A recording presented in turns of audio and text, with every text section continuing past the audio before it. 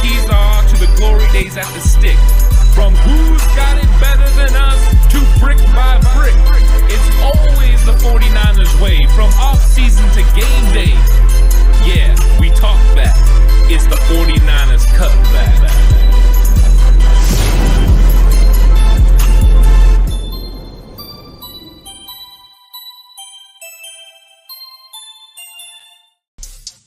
It's 49ers Cutback Podcast time. Welcome to the show, everyone.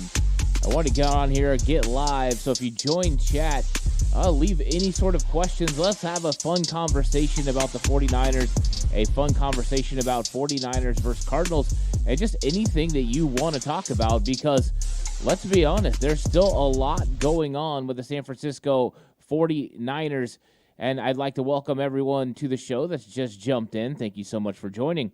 So the 49ers and the Cardinals are getting ready to square off, and everyone's been talking about this matchup because the Cardinals have done such a good job of coming out and really surprising some people. Most thought that the Cardinals were going to want to fade away into the night and go ahead and draft the quarterback number one, move on from the current quarterback situation that they have, and go with the next great big quarterback. But what we've seen is that they are not going away. They are not going quietly into that night. They are stepping up and they're playing hard for their new coach, Coach Gannon, and they're really playing a good brand of football. They weren't able to get it done in weeks 1 and 2, but they found the magic against the Dallas Cowboys and got it done in that game. And I think it's been something that the Cardinals have been working on, is just executing with a roster that's really not as good as most of the teams that they're going to play. The other teams are really talented, but what you've got is a team that's playing and executing at a high level, and I think right now they are a danger to any team that they play. So the Arizona Cardinals are not going quietly into the night, which means any given Sunday they can win. And I think the 49ers understand that. The 49ers understand the difficulties and problems that an Arizona Cardinals team provides, because as we've talked about this week, the Arizona Cardinals on offense in the run game is pretty good. So I think the run game is going to test the 49ers in a few different avenues, but the 49ers are one of the best at really breaking it down and getting into dominating and setting the edge. And I just finished my last breakdown for Patreon, the film breakdown, and it went really well because the 49ers were just dynamite. And I'll be honest, Oren Burke stood out at a big way to me. He was fantastic in that game, getting downhill, making tackles in the run. I think if the Cardinals put the 49ers into run boxes with him being in the base 4-3, I think he could be highly successful. So football is back, and Bet Online is your number one information source for all sports wagering info, with all up-to-the-date minutes, stats, news, scores, and matchup breakdowns. Get the latest game odds, spreads, and totals from the NFL and college football at your fingertips with Bet Online's real-time updates on statistics, news, and odds. From Week 1 all the way to the college football playoff and Super Bowl, Bet Online gives you the access to the best football promotions and contests available anywhere online. Head to the website today or use your mobile device to get in on the action. Remember to use your promo code BELIEVE, B-L-E-A-V, in all caps to receive your 50% welcome bonus on your first deposit. Bet Online, where the game starts.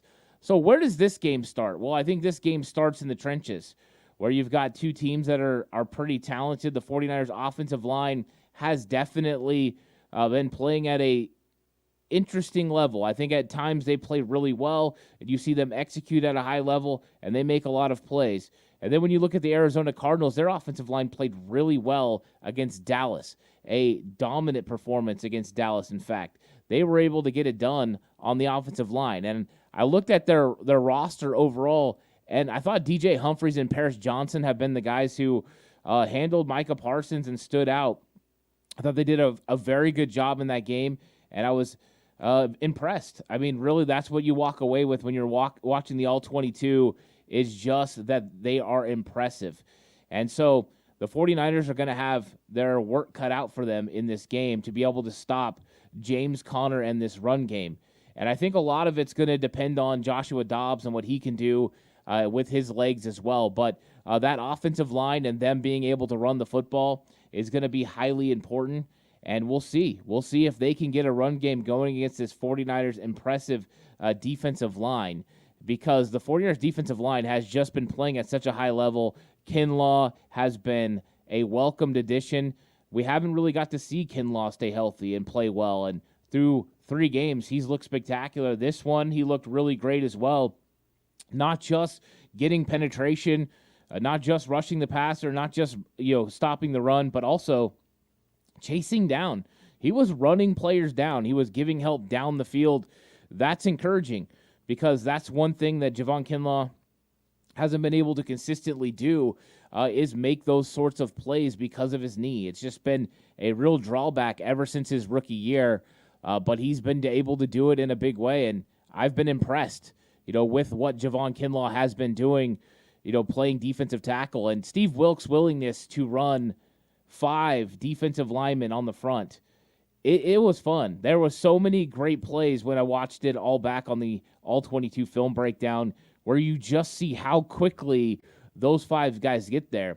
And why is that significant? Well, they're willing to pull Dre Greenlaw most of the time off the field to institute a 5th defensive lineman. Just the thought of doing that, it's got to show you how much they believe they can get home. And what it does is it frees up one of those guys or 2 of those guys to be in one-on-one situations. And a lot of times that means it frees up Javon Hargrave over the center. And that is a mismatch, because playing center is difficult enough. You have all the responsibilities of knowing where you're supposed to slide the protection, all the blocking, the snap count, but you also snap the football and have your arm between your legs. And when you do, that gives a defensive lineman, especially one lined up head up on you, a significant advantage. If they can take advantage of that arm being down there, they can make some work to that side and get there. And Hargrave does a very good job of taking advantage of centers, taking advantage of their balance, and he beats them before they even have a chance. But that's all started because of the formation the 49ers are running, which is basically a 5-2. And it has been working at a pretty high rate. I'm curious to see what teams do to kind of counteract what the 49ers are doing with that front, because it does allow avenues to be able to throw the football if you can hold up with your protection, because it opens extra windows with there not being the extra linebacker or a nickel corner. There are situations that they can find open receivers and get the ball out. So I'm curious how much these teams are going to be able to get into their passing game, or if the 49ers just can continue to do what they do and get it out. And what's up, Justin? How's it going? Justin in the house says, yo, Ant, how's it going?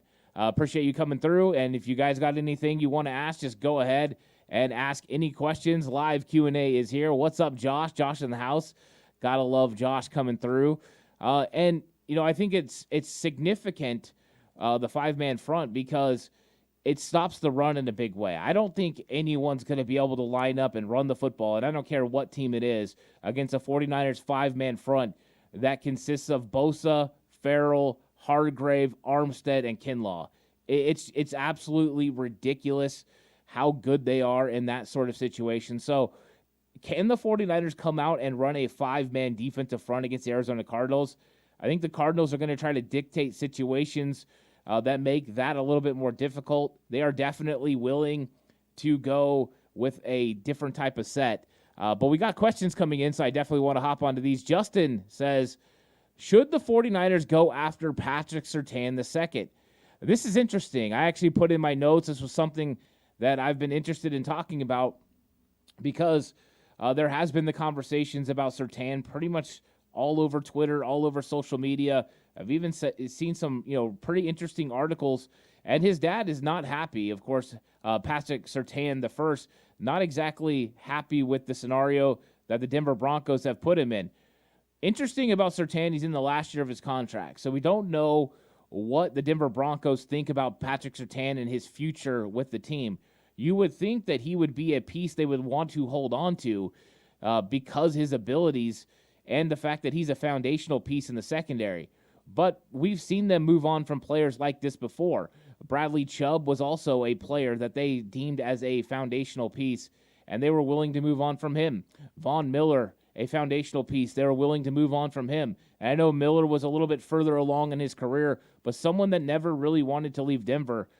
I think for the right offer, the 49ers would entertain this because it would solve some of their defensive back, conversations.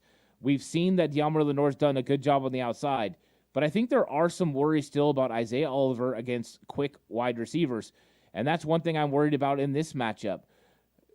Isaiah Oliver matched up with Rondell Moore or with Hollywood Brown in the slot is a little bit confusing that whether he'll be able to stay with them. I'm not sure. I like him against bigger wide receivers. I liked him against Darren Waller with the Giants. I thought that was interesting. But I think it would be interesting for the 49ers to get a lockdown corner on the outside, which Surtain is, opposite of Charvarius Ward, which would free up Deommodore Lenoir to play the nickel, which I think he's very good at. He's good at not just the passing game, but also the run game as well. And what's up, Spy Nick Danger? Spy Nick Danger's in the house. So I do think they would entertain it. It all depends on what it would take to get him. Because in the last year of his contract, you don't want to give up a 1. Could we get something closer to the McCaffrey deal, a second, a third, something of that nature, a fourth? If the 49ers thought that was going to put him over the top, I would say yes. I think it's more likely that you get a littler move, something smaller. And if you're looking to stabilize your nickel corner spot, just so everyone remembers who's on the Denver Broncos, K'Wan Williams is there. That might be something where it's a late-round draft pick. You bring K'Wan Williams in. You know what the Shark can do in your nickel situations. The only thing you have to worry about, again, is those deep fade patterns. But, I mean, if Surtain's the big name, if he's available, that's a big splash. Josh says, after watching the film, I noticed they rotated all 4 safeties at some points. Your thoughts? I did think that was interesting. I did see George Odom out there, Jair Brown. I thought that was interesting. I think you're talking about the Niners. So I did think, that was surprising to see those guys out there. But I think the 49ers are kind of meddling around with different looks, including 3 safety looks. And I think part of the way that you can do it is by getting those guys out there in situations to kind of see where they're at. I think a lot of it has to do with those guys. I've seen Jair Brown playing a little bit deeper than I expected. I thought we'd see him around the box, but we did see Odom up there. There were good plays by both players, and then some just that were insignificant. They didn't really matter. The play didn't go to them, but I thought it was interesting to see how the 49ers went about using their 4 safeties. We'll see if that trend continues. Maybe the 49ers plan on using more 3 safety looks because the certain matchups that they're going to get. Because they put Gibson one-on-one with Darren Waller sometimes, which absolutely surprised me. I did not think they would want to go with that matchup at all. Justin says, we got to slow down Connor and contain their quarterback. I think that's a key. James Conner is going to be a focus of the 49ers defense. They want to limit his effectiveness.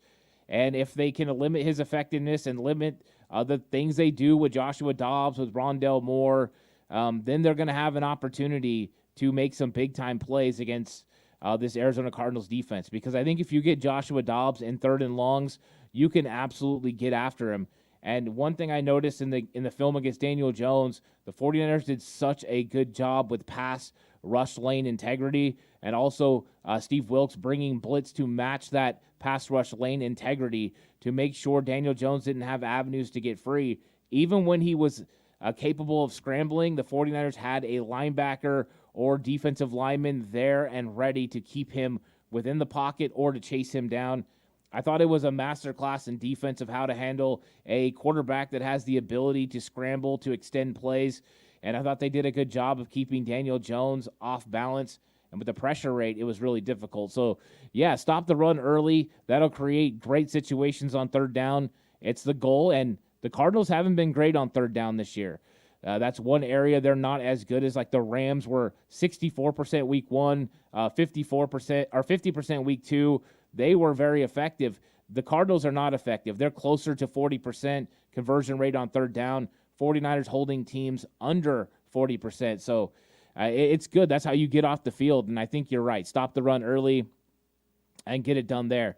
Let's see this.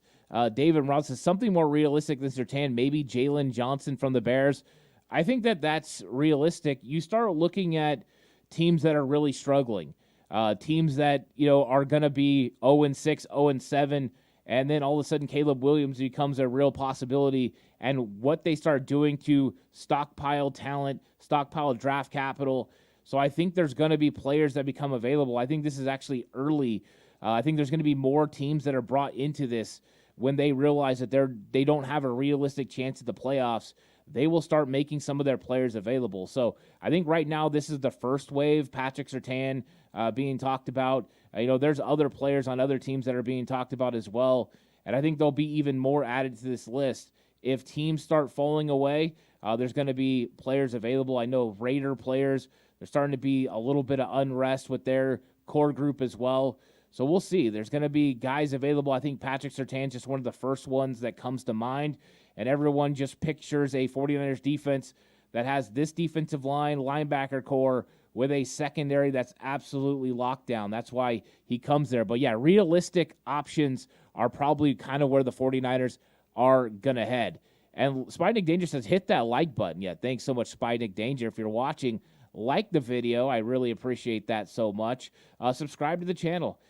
Big time as it goes to help. It doesn't cost you a thing to subscribe, but it means a lot. And David Morazzo says, let's bring back DJ Jones. Yeah, DJ Jones hasn't been effective since he played with Denver. DJ Jones as part of this rotation would be absolutely ridiculous. You have Hargrave, you have Armstead. If you brought DJ Jones back, it would be ridiculous. I don't know if you can afford that contract. I know you can because you freed up $41 million. But the truth is you want most of that money to roll over into next season. So, yes, you would be taking on a big contract. Do you want to take on a big contract for a backup player as part of the rotation? Is he better than Kevin Givens? Absolutely. Would him and Javon Kinlaw be the best backups in the NFL? Yes. If something happened to a starter, would DJ Jones make a lot of sense? Yes. But we'll see. I would love that. It sounds great. I don't know if that makes the most sense financially for what the 49ers are trying to do. If it's a name that's going to put you over the top, it's an edge rusher opposite of Bosa, that's better than Farrell and Jackson, that's going to get you double-digit sacks. I think those are type needle moving moves that you go ahead and make. Patrick Surtain, who's going to lock down and secure your secondary, I think that would be a potential name. So I don't know, but I do like DJ Jones.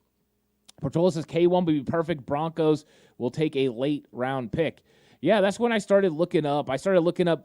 Guys who were on rosters that maybe would be cheaper that the 49ers could add, especially a guy like K1 Williams who understands the system already.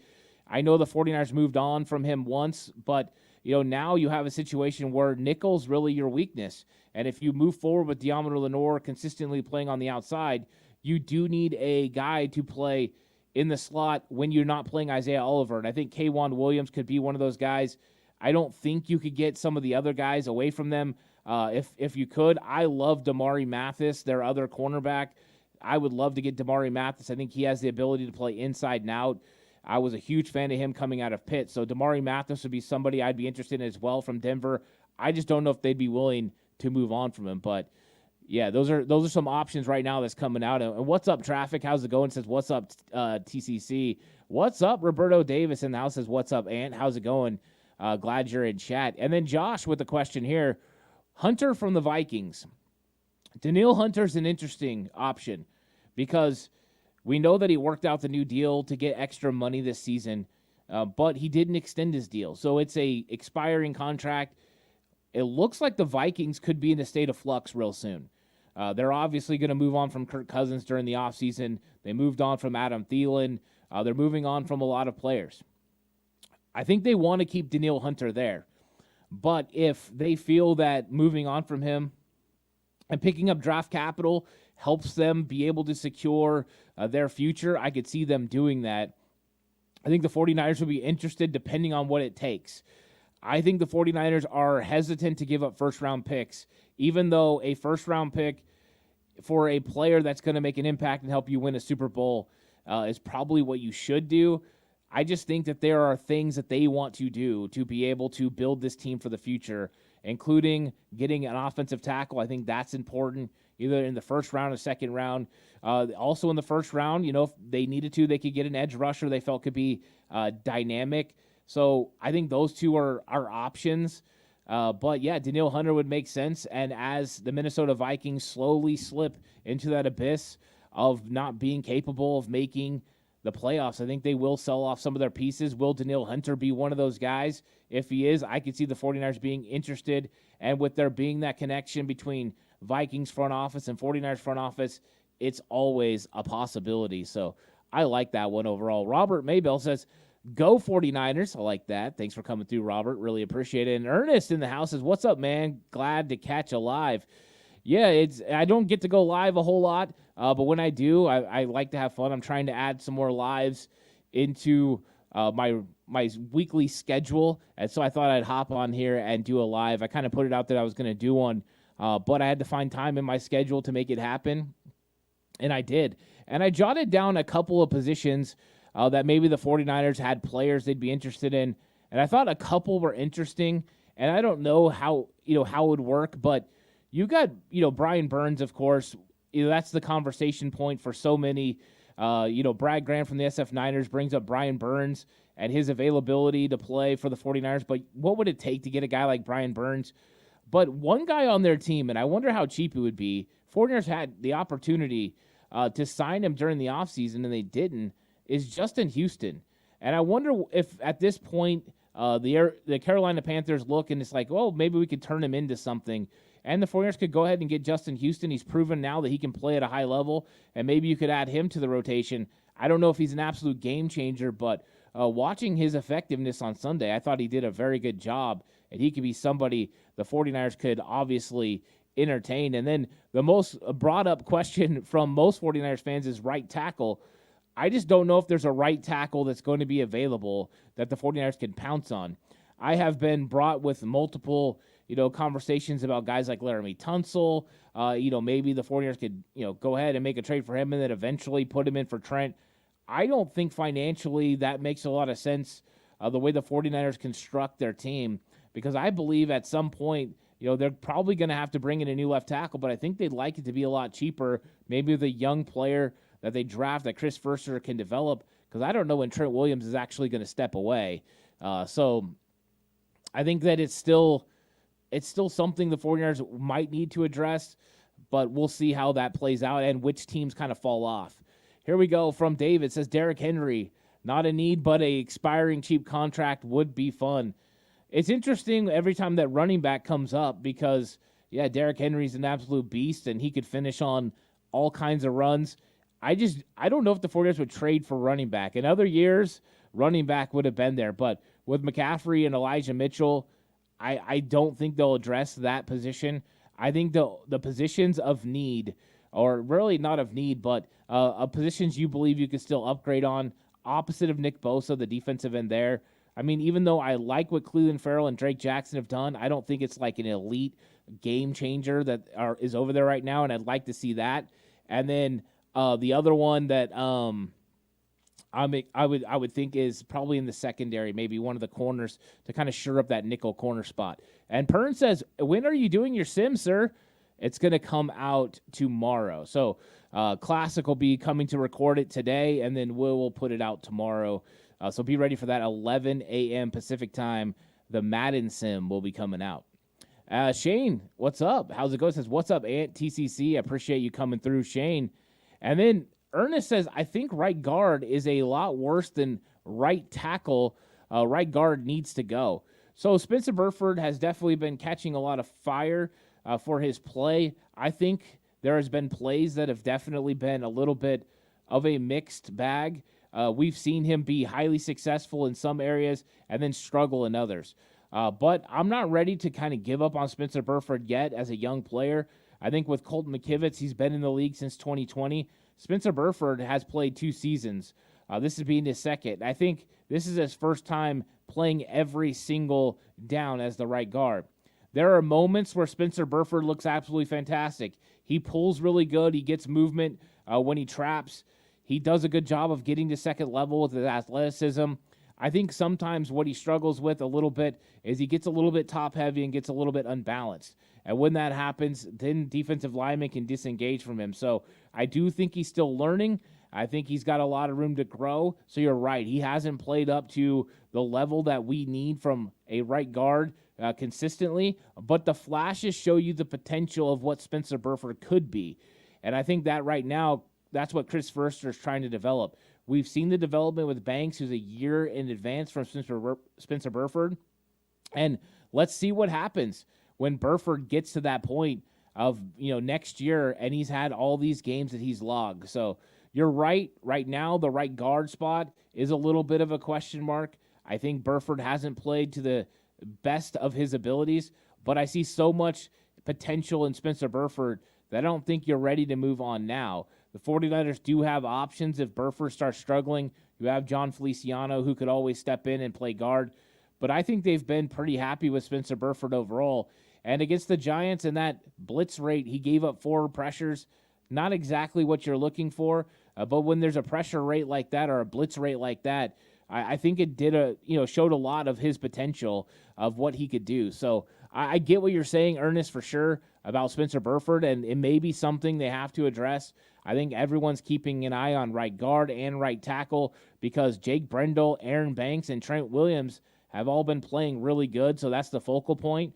And Brock Purdy has been hurried. I think it's like 40% of snaps.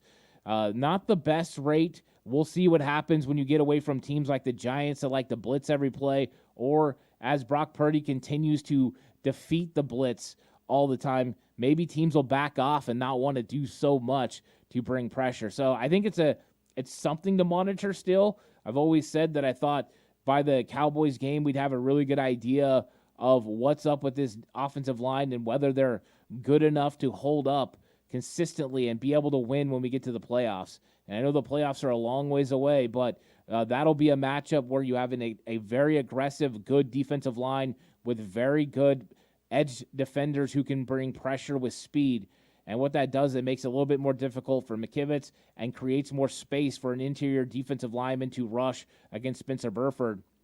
And those are always things that are make it a little bit more nerve-wracking for an offensive line. And what's up to my guy, Mr. Corey? How's it going, Mr. Corey, in the house? And so I think, yes, there's question marks about the offensive line, but maybe they're going to get answered. And right now the 49ers are highly effective running the football. And it's not like they're just running the ball to the left. They're also running the ball to the right, and a lot of that has to do with pulling linemen. So Spencer Burford, Aaron Banks have been both good pulling. I thought that Kyle Juszczyk, Charlie Warner's been fantastic. Yes, is there a missed block here or there? Yes, but his blocking has been superb. And the combination of him, Kittle, working with Banks and Burford have created some very good run lanes for the 49ers. And their duo blocks are great, combination blocks on point. I've been a huge fan of the run game for the 49ers and the effectiveness of getting guys moving at the front line and being able to create. So I think they'll do that in this game. So we got this from David. He says, I really dislike the Cards Gannon. I hope we pummel them this weekend. I think you're right. I think there's a lot to dislike. Anytime it's a divisional rival, I automatically you want to win the game more than a normal football game. I think when it comes to Gannon, the 49ers, even though it's not the Eagles, they still feel like they had something they were going to do against Gannon's defense. And I don't feel like they didn't get the opportunity. Now that the 49ers are going to play Arizona, you have a little bit of the Steve Wilks factor. I don't think Wilks will allow that to really determine, but I think the 49ers are motivated. And they're motivated because the Dallas Cowboys just got beat by the Arizona Cardinals. And the 49ers want to leave no doubt in every single game that they're in that they are the best team in the league. And I think now they're starting to get that, kind of that recognition from around the league, a recognition from the national media. And the 49ers are going out there and proving it every week. But more so, the 49ers know that this is huge because it's a divisional game. So they want to go in there and break the Arizona Cardinals' will and make it so the Cardinals feel like they can never come and beat them again. And that's always what you want to do. So, yeah, pummel away. Get your run game going, absolutely run over them, and then hit them with some play-action passes. Do like you did against Mexico City and pull away. I think the 49ers have the capabilities to do so. And, yeah, if there's a little bit of hatred there, well, that's okay as well. Mr. Corey says, have you looked at the offensive lineman in the draft yet? I like Kingsley Suamata from BYU and the center Bryce Fisher from Texas A&M. I haven't really got into the draft, so I have watched a little bit of college football. I try to watch off and on, but mainly I've been following my Knowles and watching some USC, some Pac-12 football. But no, I haven't broke them down. So, Mr. Corey, I'll try to get into that a little bit. But to be honest with you, the way my schedule is with all the recordings that I do and just being in-depth and in tune with 49ers, I haven't really got a chance to look at draft. But when draft time comes, I guarantee you I will be all over it for sure. Ernest says, what did Gannon say about the Niners on the NFC Championship before and after? What did Steve Wilkes? Why is he suing Arizona?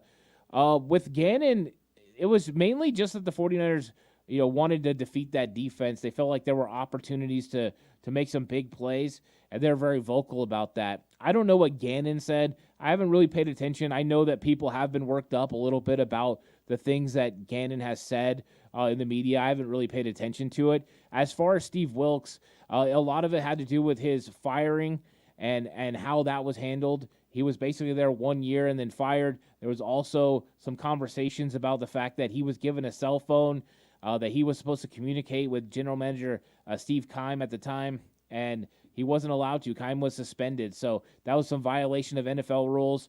So there's some stuff going on there. I don't know the full details of it, but a lot of it has to do with that. T.O. says, I hope they are motivated enough to stop a running quarterback. I think they are. They were motivated last week for stopping Daniel Jones. They're going to carry that over into Joshua Dobbs. And they know they need to force Joshua Dobbs to throw the football. Keep Joshua Dobbs in the pocket. If you keep him in the pocket, even Jawan Jennings, a former teammate at Tennessee, said, keep Dobbs in the pocket, make him defeat you with his arm. And right now, no team has made him do that, or he hasn't been able to do that because they've only won one game. So maybe that's something to keep in mind. But, yeah, they got to be motivated to stop the read option. They've got to be motivated to keep him in the pocket with that pass rush integrity. Travis says, I don't think Shanahan will ever forget the Colt McCoy game where he just shredded us. I'm sure he's always out for vengeance on them. Those are the kinds of things that make you think any given Sunday a team can win. And that's why you don't take anyone lightly. You go in there and you play one-game seasons. Hey, this game is the one that matters. Don't throw out records, throw out everything else. Just go X's and O's, players and matchups every single week. That's how you do it. When I coached, I told the players all the time. They would ask me, "Hey, coach, what's the record of the other team?" They're undefeated. No, coach, I know they're undefeated. You have to play like every team you play is playing at a high level and they're undefeated, and that's how you'll have consistent execution week in and week out. Pern says Cards 13, 49ers 34. I think 49ers watched very closely when they win against Dallas as well as watched Dallas closely. I think you're right. I think that could be a possibility. 49ers favored by 14, so it makes a lot of sense.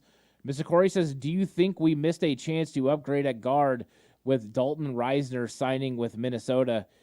I think the 49ers are happy with their guard play right now. I don't know if that will be the case, 3-4 weeks from now when the trade deadline comes up.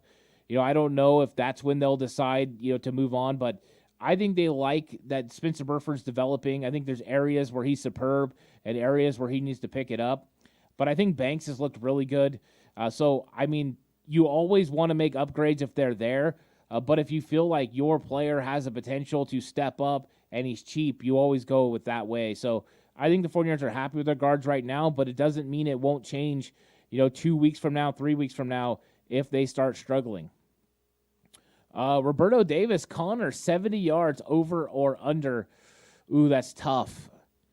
I'm going to go under. I think 70 is a pretty close number, but I'm going to go under. I think they're going to be committed to the run game, and I think they'll probably try to run it way more than they should. But I think the 49ers will come in and they'll stuff that run of James Conner. I think they're going to have to use other ball carriers to do something for the Arizona Cardinals. So I look for a Keontae Ingram to get a couple of carries. I look for them to try to get the ball to Rondale Moore, jet sweeps, maybe a couple reverse plays to get the 49ers to overcommit to the run and then try to hit them on the backside. When the 49ers are hyper-aggressive, I think those are possibilities.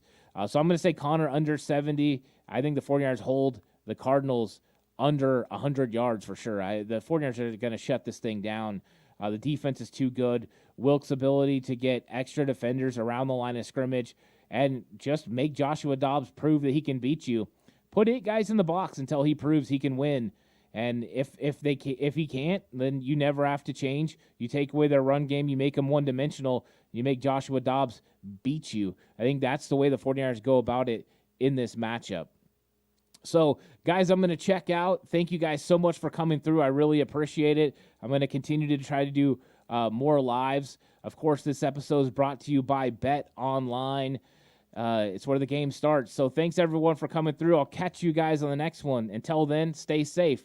Remember, the right way is always the 49ers way.